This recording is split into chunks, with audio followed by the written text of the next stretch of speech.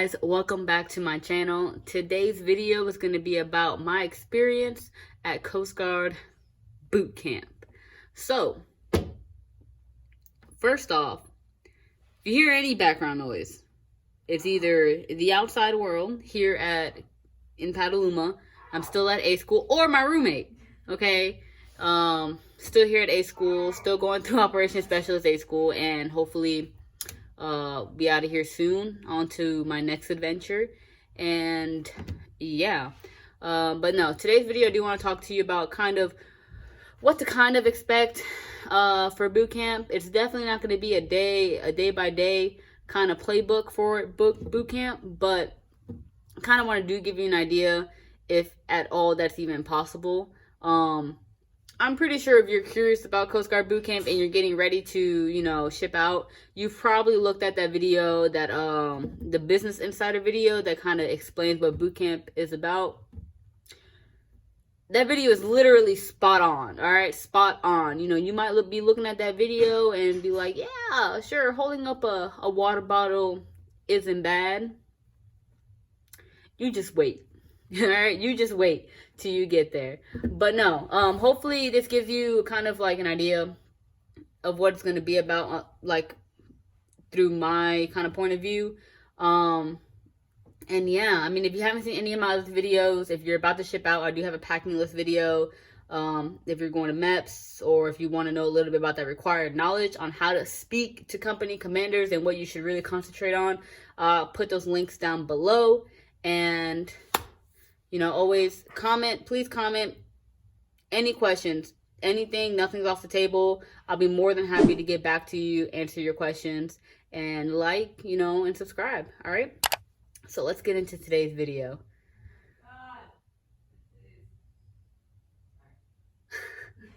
All right. So boot camp. So I've been in for about a year. I arrived at boot camp on May 7th, 2019.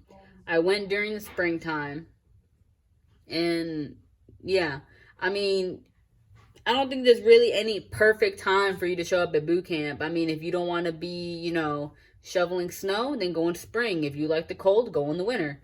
The only thing about spring and summer is the mosquitoes. The mosquitoes will eat you up, and Cape May gets really hot, like crazy hot. And yeah, so let's start from the beginning. All right, May 7th, I arrived at MEPS early in the morning, finish up whatever paperwork they needed me to finish up, and they put me on a shuttle with 2 other people, and we flew to the Philadelphia airport.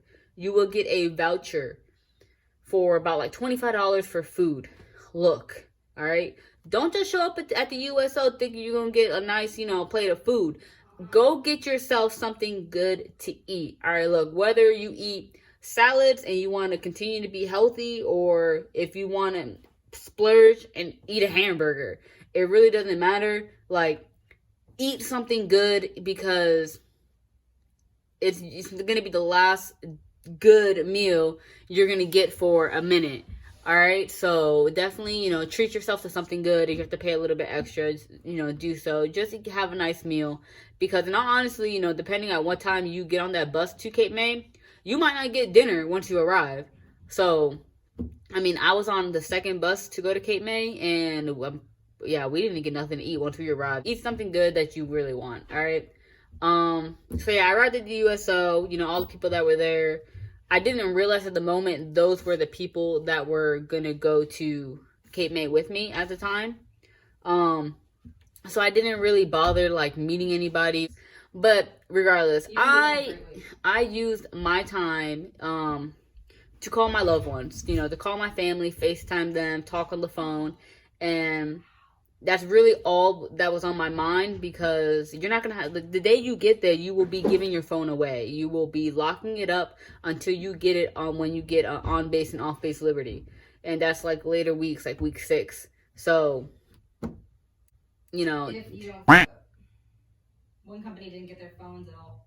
Language. Oh, my bad. But yeah. I apologize. So yeah, so I use it to, I use that time to talk to my family, especially when I got on the bus. So, they're gonna single file you down all the way down to the bus. You're gonna have all eyes on you, people staring at you, and yeah, you're gonna get on the bus and enjoy your 2 hour drive of freedom per se. Again, took time to call my family. I kept on talking to them. Calling my loved ones. Other people, they're messing around, talking to people. All I can say is that it'll be real loud on the bus, but once you arrive at those gates, crickets will be on that bus. All right, you will not hear any. You'll hear those little class clowns in the back, laughing, chuckling. You always have those select few, right? All I know is that when we that bus started to back up and I could see the company commanders out the corner of my eye, don't look out that window either. All right, but I felt their presence. All right, definitely get you make sure you have a backpack that's marked either with your name, specific colored tape on it. I had my dad's army backpack, so it stuck out and I was able to not have to like ruffle through everybody's backpack to find mine. But you get off the bus, you'll have a whole other boatload of company commanders yelling at you, and yeah, that's really when it starts. At that point in time, you will lose all ability to think for yourself. You will have so many people yelling at you, telling you that you're doing things wrong. Your ability to think for yourself literally it stays on the bus. Yeah, basically that first couple of days up until Friday, which is Forming Friday, it's just to get any paperwork done, get medical out the way, get haircuts, the basic uniform items that you're gonna need until you actually go to with your CBACs to get your actual uniform items, your ODUs, and your boots and all that. So the first couple of days you're just gonna be in this good old PT gear. And yeah, guys will get their haircut, they'll get shaven. Day 2 is medical. You'll be getting shots. I think probably that day I got maybe like 5 shots. You get your blood drawn. And yeah, your arms are going to be pretty sore. I mean, not only are you exhausted, your arms hurt from getting shots. You are, unfortunately, you are slowly getting sick. Your immune system is slowly diminishing. All right, you hear these company commanders, be yelling at you not to touch your face, that, to be coughing, like this, not with your hands. You'll see a lot of people get yelled at for, like rubbing their eyes and stuff. And it's because Cape May is the wonderland of germs. Germs just live there. They just don't go away. It doesn't matter how much you'll see, recruits and people clean. That place will never get rid of the Cape May crud.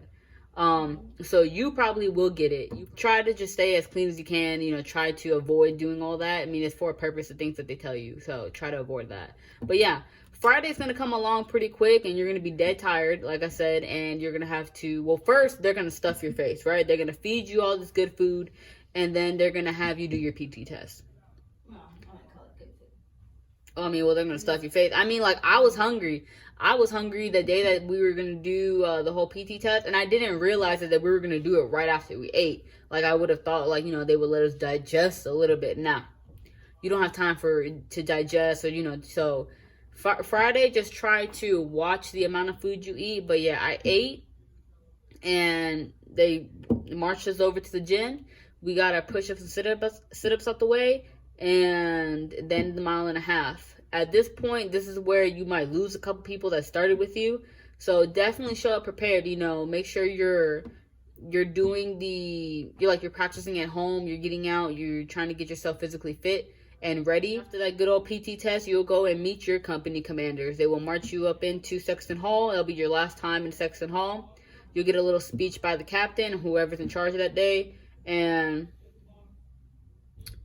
yeah. So we were greeted by our 3 male company commanders, and it all depends. It all depends on the size of your class and everything. Like my roommate, she had 5 company commanders, so it all depends. And yeah, though, that's when they unleash their powers.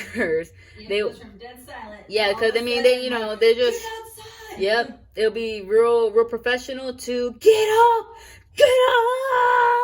And, but yeah, they'll just start yelling at you, and they'll get you outside. So I'm small, all right? I'm 5'2". So, after they told us where we needed to stand for formation, when we first all ran outside, I don't know how, but my behind ended up in the back.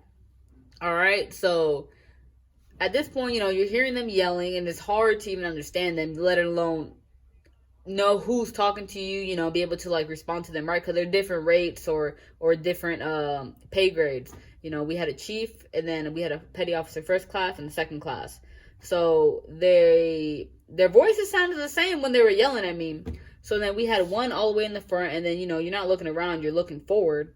And then he was saying something, and then all I see is everybody scream aye aye, and then I was just silent. I didn't say anything because I didn't hear anything, and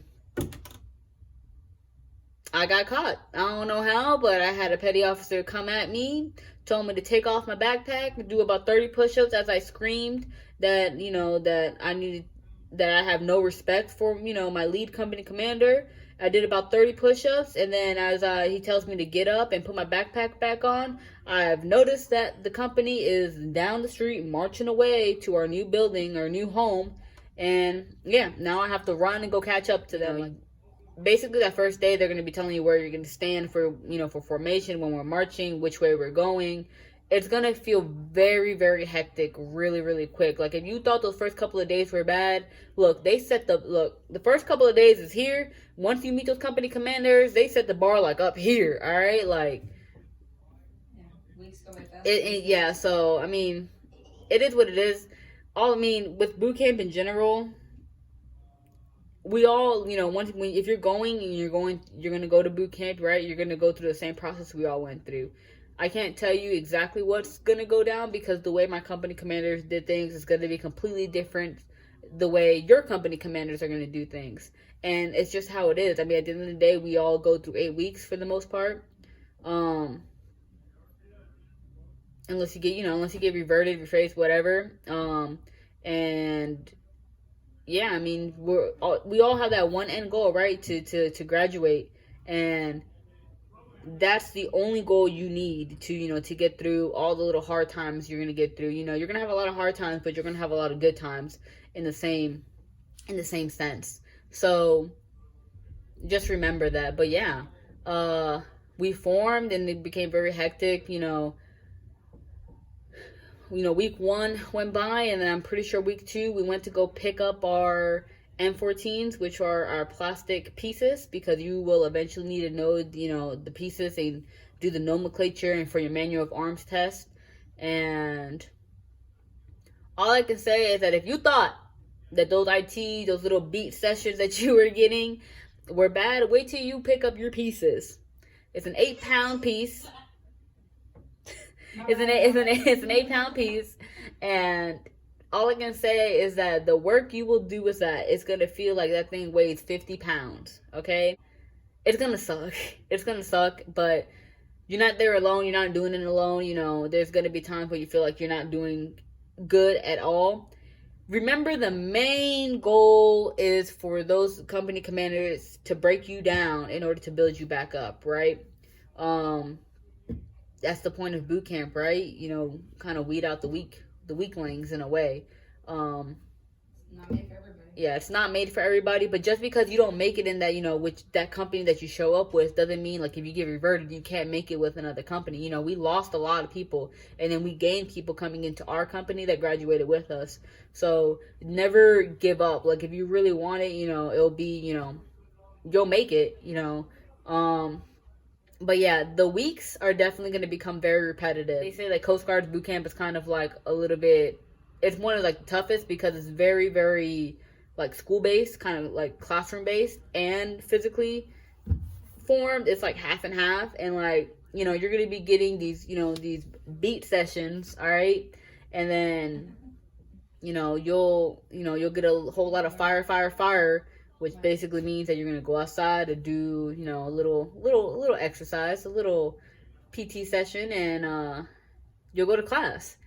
You're dead tired, you're sweating, you're hot. I mean, if you're going in the summer like I did, and you're going through class, and you're trying to, listen and understand the material, and they'll give you a test usually at the end of the class. So just make sure you're paying attention. All I can say is do not be that recruit that falls asleep, all right? Somebody will always, mess it up for everybody, all right? Somebody will always do it. But just don't be that one that gets caught sleeping. Just stand up. It's not worth it. Trust me. Stand up, just listen, and then, stay hydrated is another thing. Because obviously your body's like shocked. Like, you're sick, you're hot if you're going through the summer, you're dead tired, like, you go to lunch, you go back to class, like you're gonna want to take a nap. Like, stay hydrated. It's gonna be the only way that's gonna keep you up, keep you healthy, if that makes any sense. So, and on top of that, once you get sick, you'll see people are gonna start to go to medical. Look, I went to medical, I think, once because I was like dying sick. Like, I couldn't breathe, my throat hurt, I was coughing up like a storm, I couldn't keep any of the food down. Like, it was bad for me. And medical was like, oh, well, how many canteens of water are you drinking per day? That was like 2. They're like, oh, that's not enough, you need to be drinking like 8. And they told me, they gave me my fit for full duty slip and told me to walk back, while other people are walking around with yellow belts. Yellow belt basically means that, they're light duty, basically. That does not mean you get off the hook. Like, those company commanders will eventually, once you come off of light duty, will get you and, push you a little bit, extra because you missed some of those good old PT sessions. So remember that. But yeah, look, when I was going through boot camp, I just wanted light duty just one time. I just needed it just one time. I just needed like a day off. I ain't get it. All right. I never got light duty. So it is what it is. But yeah, it's going to become a routine. But I went child by child. The next thing you know, oh, shoot, it's Sunday. Sunday's the last day. And then Sunday, you kind of like a half day, if you want to put it like that. You get these divine hours, right? You get Reveille is a little bit, you get like a half hour more of sleep. And sure. Something like that. But yeah, you get Reveille basically is like you have to, or not Reveille, divine hours you have is Sunday, so you have that time to go to church if that's what you want to do. That's where a lot of people take their time to, write letters, read their letters. And then on that off time is to do uniform maintenance, get your uniform ready, fix your rack up, making sure everything is folded in the right dimensions according to your book that you're gonna get, and just making sure everything's good. But let me tell you, those couple hours are nice and everything, all right? But once they're up, I feel like the anger that builds up in these company commanders it's just gross. It's like simmering. It's like a simmering pot, getting water ready to boil or something. They just want to beat you till the sun goes down. But like I said, remember that you're not there alone. You're not there alone. So just remember that, all right? But yeah, girls, females, look, I had 3 male CCs, so I felt like it was a little bit nicer in a way, because obviously the male CCs are worried more about the males because they can do more things to kind of like antagonize them. Yeah, they can follow you into the locker room. Yeah, like they like the male CCs can go into like the male heads and yeah, where that's where they shower and everything. Versus us, I mean, they can't come in like that. So it's like, and when they come in, because there's 2 doors separating from the male side to the female side, squad bay. But yeah, like, so that was nice in a way. But look, females, obviously we have more to do, right? We got to wash our hair every night. And then you got to put your hair up every morning. And they do not mess with flyaways. Flyaways, like little frizz going around. Mm-hmm. Like, you need to have, you're going to get used to this term, a gelment. All right. So this was their way of showing us how to do our hair. All right. First, they had said they were going to bring in a female company commander to show us the proper way to do our hair, to get it nice and slicked back. That ain't happen, all right? So the females they all get called to the quarterdeck. Quarterdeck is where their office are, and it's like the middle part of between the 2 squad bays. So depending on how your company's set up, so you'll have 2 towers. In the middle, you have the quarterdeck. But quarterdeck is for official business only, all right? So we get all called up to the quarterdeck, and we get told, to bring our gel. At this point, we already had made our trip to the exchange, so we already went to go buy our good old LA gel, and this is the gel that they sell at the exchange. So I had bought one of these, but I also had arrived at boot camp with my little travel size bottle because I couldn't check any of my luggage. Everything needed to be travel size. So I arrived at the quarterdeck and I came with this bottle. Only because I kept this bottle because I would just refill it from my other bottle like at night, and then I would keep it in my spit kit, which would be, it's like your little shave kit where you have like your toothbrush, your brush, and stuff like that for when you go into the shower. So I would keep this in there just so I didn't have to go and find this out of my rack. Look, I stuck out with this, all right? So he was like, what is this? He takes this from me, and he's like, this isn't enough, and chucks it. There goes my bottle. And then he grabs the person's next to me bottle that they just bought brand new, and he was like, put your hand out. Put my hand out. He wasted half the bottle of gel and poured it into my hand. When I tell you I had gel just dripping out of my hands, he was trying to make a point, all right? But so I had to take all that gel and then smother it into my hair. And then he was like, see, that's a gel mitt. That's what you should have every single day.